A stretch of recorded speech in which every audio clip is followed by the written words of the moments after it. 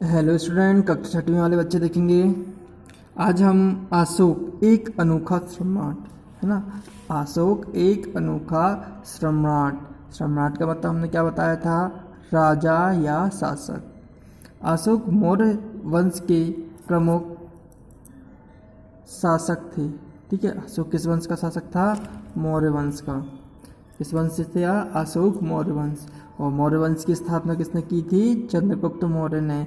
चंद्रगुप्त मौर्य और अशोक का क्या संबंध था? अशोक के दादाजी थे वो। ठीक है, वह ऐसे पहले शासक थे जिन्होंने अभिलेखों द्वारा जनता तक संदेश पहुंचाने की कोशिश की। अभिलेख हमने बताया था, अभिलेख क्या कहलाते हैं? पत्थरों पर या पत्थरों को खोदकर जो लेख लिखे जाते हैं वो कहलाते हैं अभिलेख। तो अशोक एक पहला शासक था जिसने अभिलेख मतलब पत्थर पर खोदकर लेख लिखे और जनता तक संदेशों को पहुंचाने की कोशिश की। अशोक के ज़्यादातर अभिलेख प्राकृत और ब्राह्मी लिपि हैं। ठीक है, प्राकृतिक भाषा को कौन अपनाता था? बौद्ध। कौन अपनाते थे? बौद्ध। और अशोक किस धर्म को मानता था? बौद्ध धर्म को, इसलिए वह प्राकृतिक भाषा में लिखा, प्राकृत भाषा में। दूसरा, ब्राह्मी लिपि क्या है? ब्राह्मी लिपि। प्राकृत भाषा तो प्राकृतिक है लेकिन लिपि कौन सी है? ब्राह्मी। और वर्तमान में अपने भारत में कौन सी लिपि चल रही है? देवनागरी। कौन सी लिपि है? देवनागरी। देवनागरी।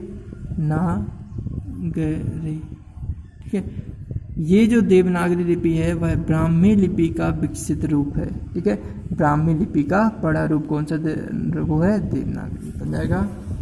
अपन आगे लिखेंगे।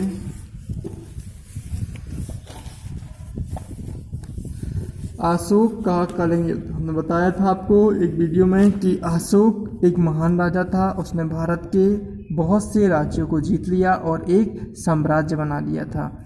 अब अशोक ने एक युद्ध लड़ा था, कलिंग युद्ध। अब इस युद्ध में क्या होता है? अशोक कलिंग युद्ध जब लड़ता है अशोक ने, तो देखता है कि कई लोग इसमें मारे जाते हैं, बहुत खून खराबा होता है। ठीक है, क्योंकि कलिंग एक स्वतंत्र प्रांत था, उससे कोई भी राज्य जीत नहीं पाता था। अशोक ने कलिंग को क्या किया था?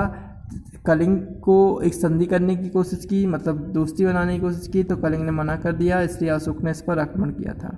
अब इस युद्ध में क्या हुआ था? महिलाओं ने भी भाग लिया था, है ना। कलिंग की जो महिला थी उन्होंने भी भाग लिया था। जब अशोक ने उन महिलाओं को, बच्चों को, बूढ़ों को इस युद्ध में लड़ते देखा तो उसके मन में क्या हो गया? परिवर्तन हो गया। क्यों? क्योंकि वो लोग मारे गए थे, कुछ लोग घायल हुए थे, किसी के हाथ पैर कट गए थे। तब उसने देखा तो उसके मन में परिवर्तन हो गया और इस युद्ध को देखकर उसने बौद्ध धर्म को ग्रहण किया और फिर वह कहाँ चला गया? श्रीलंका, है ना।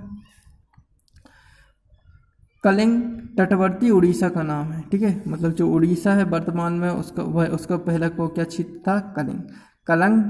कलिंग जो था तटवर्ती उड़ीसा का प्राचीन नाम है।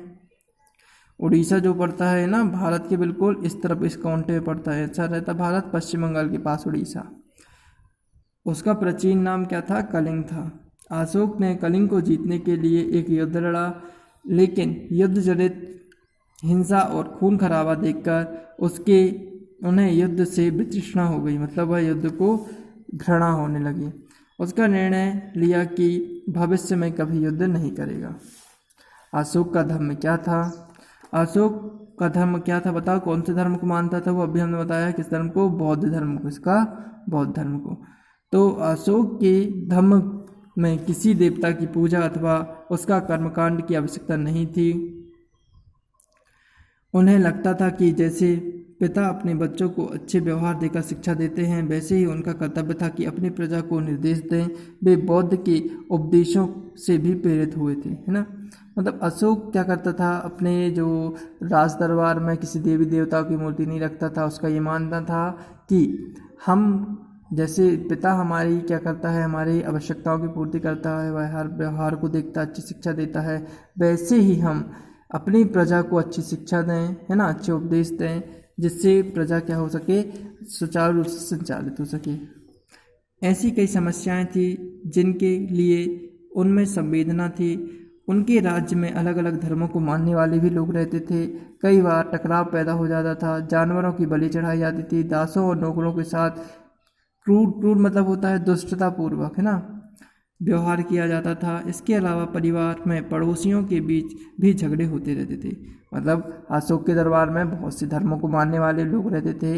इन धर्मों में कभी छोटे छोटे इन धर्मों के लोगों में आपस में लड़ाइयाँ होती रहती थी, ठीक है, और नौकरों के साथ किसी प्रकार का दुर्व्यवहार किया जाता था।